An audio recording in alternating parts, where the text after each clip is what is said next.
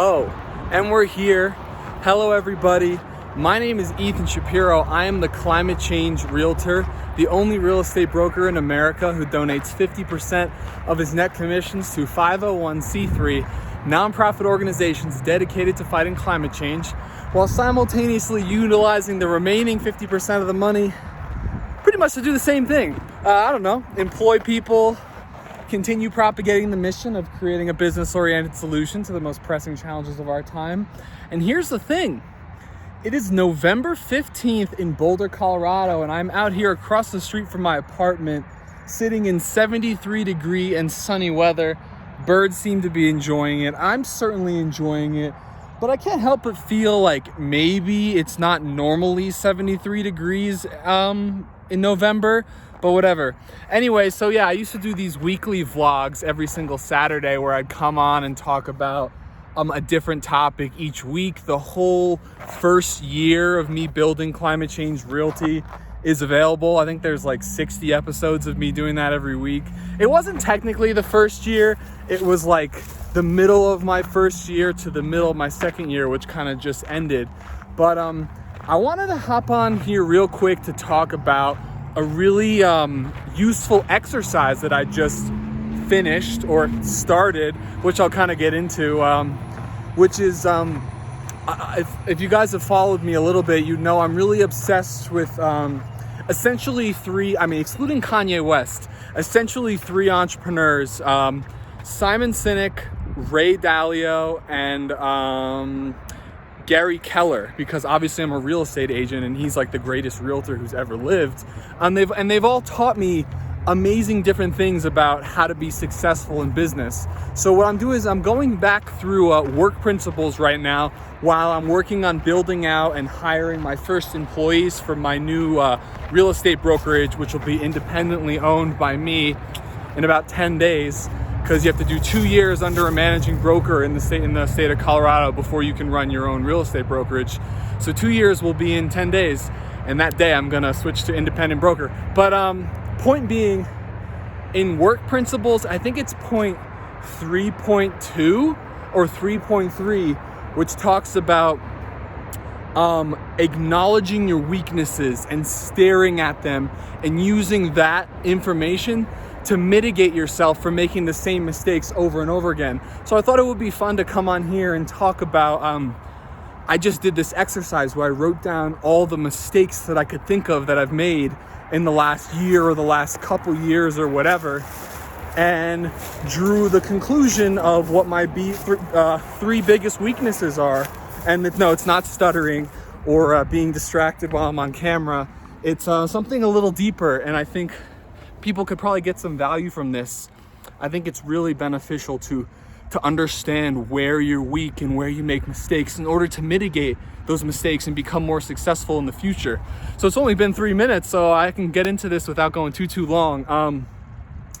The number one, the biggest one, and I'll also keep in mind, your biggest strengths will be directly tied to your biggest weaknesses. So in my opinion, my biggest strength in my life is having confidence in myself, believing that I can accomplish anything and that anything's possible.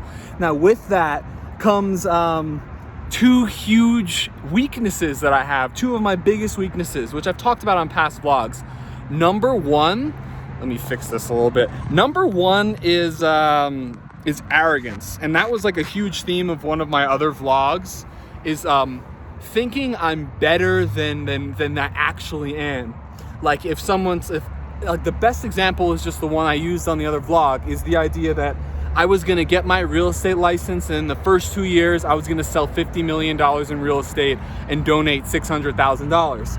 And I genuinely believe that because I'm an arrogant fuckhead. Now, that doesn't mean that you should become unconfident with yourself. And when I didn't hit that goal, in fact, I only sold 3 million in 2 years or something like that, maybe 4, depending on how you count the referrals. I'm on the side of US Highway 36. Isn't this a nice spot to sit? You understand that you want to be confident, you want to have big goals, but you don't want to like go too far and just keep saying you're going to do something amazing and not doing it.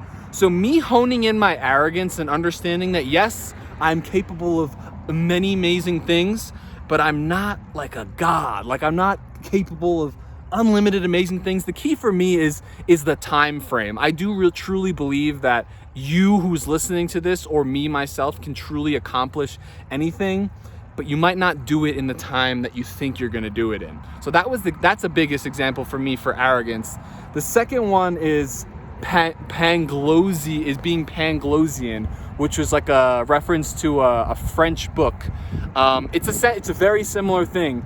It's essentially, what that means is, I'm forgetting what the fancy word means, is that you think the world is better than it actually is. So don't get me wrong, being an optimist is great. I do think you kind of construct your own reality in many senses, but I have a tendency to think that things will all work out, which they normally do, but will work out really, really, really great, no matter what. And that comes back to the 50 million in sales. Like, for example, I thought if I knocked on people's doors and I sent them letters and I followed Gary Keller's formula, that I would get the exact metrics and the results I was looking for in the specified amount of time, and that would work out well. I'm like, oh, if I just send 500 people in Boulder a scented candle, they'll all sell their house with me. It's that simple. It's that's Panglosian. That's being Panglosian. It's naively idealistic about the world. You have to be a pragmatist in life. You have to have big goals and remain happy and positive and optimistic, but you also have to accept that things might not be as easy or as great as you expect them to be.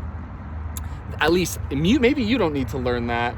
Grasshopper just jumped. Maybe you don't need to learn that, but I certainly do. And it's taken lots of failure to truly accept that.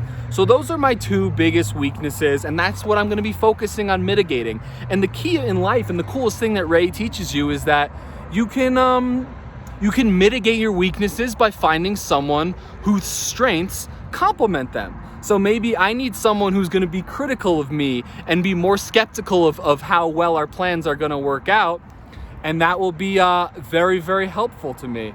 And the last one is just rashness, which is I get really excited and I just make a decision. Now, it's really good to follow your impulses and really, I'm like annoyed that this thing is like not centered. It's really good to like follow your instincts and make a decision. That's, if you need to make like a quick decision, that's great. But when I have an idea, I'm like, this is it. This is the idea. I'm gonna go viral on Instagram. I'm just gonna spend all my time doing this. Or, oh my God, I'm gonna become climate change realtor. That was a good one. But rashness as well is I get excited about stuff and then I make a decision really, really quickly. So yeah, I thought that would be good to share with people. I would highly recommend, if you're an entrepreneur, if you're trying to be really successful, you go through and don't ignore your weaknesses, acknowledge them. What this exercise was to write down all of your mistakes that you can think of and connect the dots. And I mean, they all connect. Essentially, I think it was like 80% of them were due to arrogance. 60 or 70% of them were due to that Panglosian nature or naive idealism, and then some of them were related to being rash. So that's it for this video. If you guys are interested in buying or selling a home, I do donate 50% of essentially all the income that comes in. The only time I wouldn't donate a full 50% of the commission I earn would be when I sell a home and I have to pay $4,000 to market the home. That will be subtracted from how much money I make, and then 50% of that will be donated. But anyone who's working on climate action, we love what you're doing. We appreciate your help. It's 73 degrees in the middle of November in Colorado, so let's keep putting in the good work. Thank you guys so much for watching. I love you if you watch this all the way to the end, and give me a subscribe on YouTube, or I don't know, like the video, subscribe. Yeah. All right. See you soon. Peace out, everybody.